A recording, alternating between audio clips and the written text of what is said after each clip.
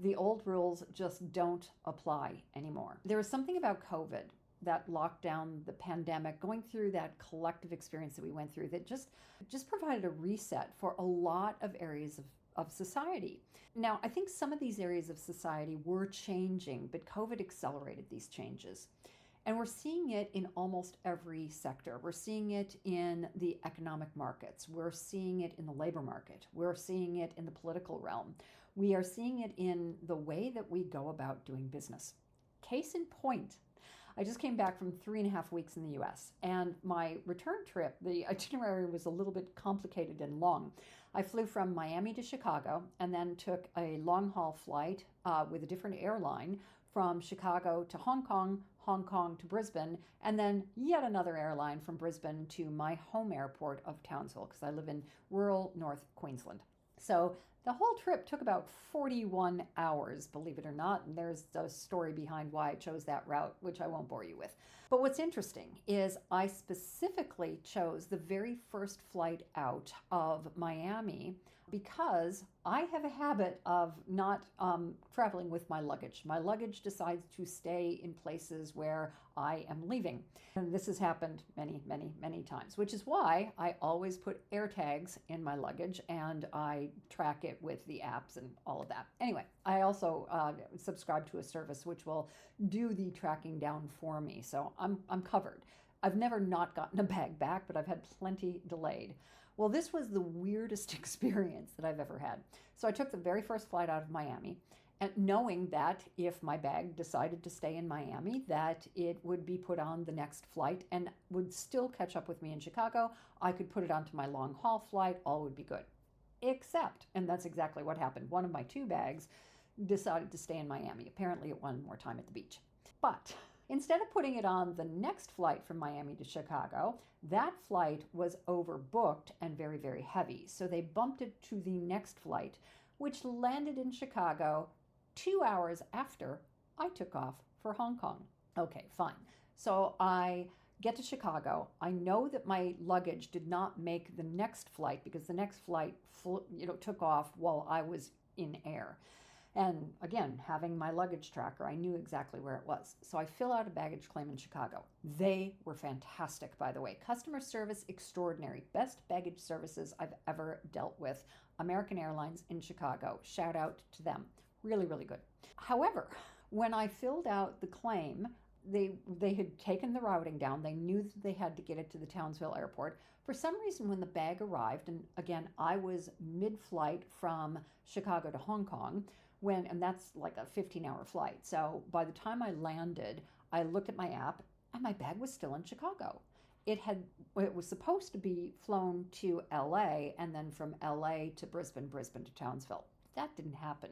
For 2.5 days, my bag stayed in baggage services. Every 6 hours, I would ring up. Hello, this is me again. They recognized my voice. Oh, the Australia bag, they would say. Yes, it's right here next to us. I knew it was safe, and I knew where it was because of the AirTag. However, for some reason, the file that I claimed was closed down when the bag reached Chicago, even though the routing called for it to go to Townsville. For 2.5 days, they went through the regular channels that they should have gone through to connect with headquarters, as they called it, to get them to reopen the file. There was a literally 15-second procedure to put what's called a global tracer on it, or a worldwide tracer on it, which would allow a bag to fly without a person, which is a no-no with security concerns, obviously. So it requires a global tracer, worldwide tracer, I can't remember what it's called. 15 seconds is what they told me it would take, but they had to have the file reopened by headquarters.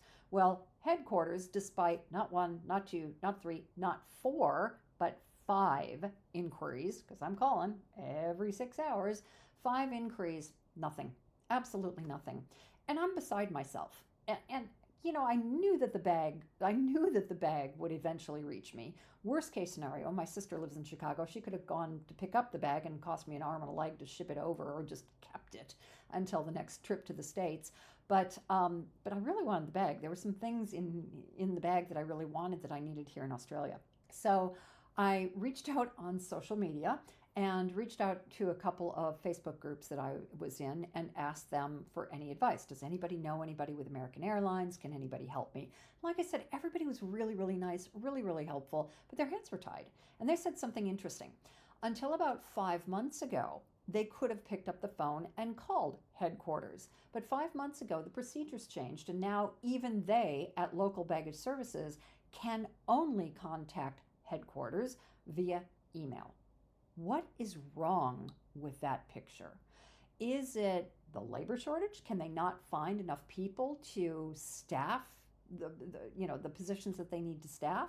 Is it a process problem? Did they decide to change the processes, which are not customer service friendly, by the way? Now, mind you, I have been flying American Airlines since 1989. Yes, I was a very young child when I started flying American. And I have never really had a bad experience with them. Their service has been great. And again, no complaints about the service. But my conundrum was the process that they were following for this. So I reached out on these Facebook groups, and a couple of comments actually on one of the Facebook groups said, contact them through social media. So I tried LinkedIn. I'm on LinkedIn all the time, right? Tried LinkedIn, no answer. Tried Facebook, no answer. And somebody said, try X, which used to be Twitter. Now, I haven't been on Twitter or X since 2017. So I had to reactivate my profile. So I did that and reached out on X, did a direct message. 25 minutes later. Now, mind you, this is after 2.5 days. 25 minutes later, I get a response saying that baggage services would be in touch as soon as possible. So I'm about to go to sleep. I go to sleep, I wake up 2 hours after that original message while I was asleep. I had heard from baggage services.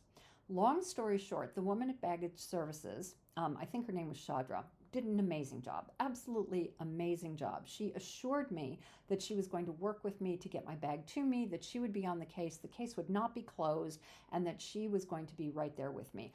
Made me feel certain, secure, knew that everything would be okay. And, I went from feeling very anxious about this bag to, okay, it's going to be taken care of.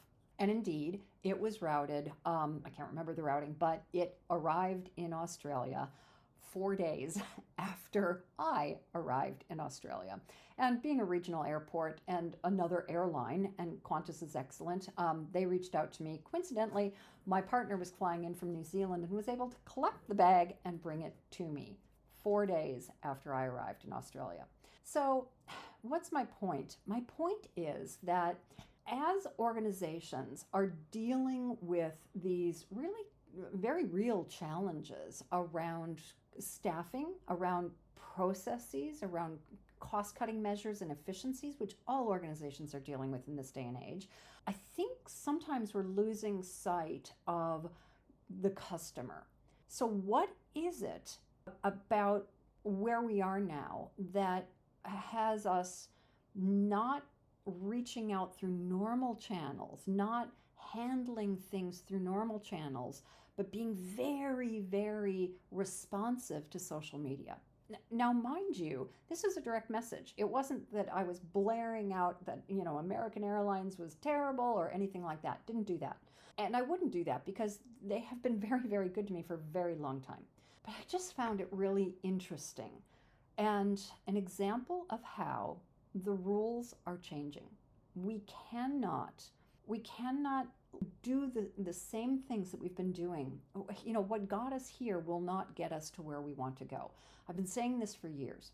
And in 2025, I think that it's really incumbent upon business leaders to look at how they interact with their customers, how they deliver services and products to the market, and what are the new rules, and how do you communicate those rules? How do we do things differently? It's both a challenge and an opportunity. I'd love to hear your thoughts. What are your experiences about rules changing in situations like this? Type them in the comments below. I look forward to hearing from you.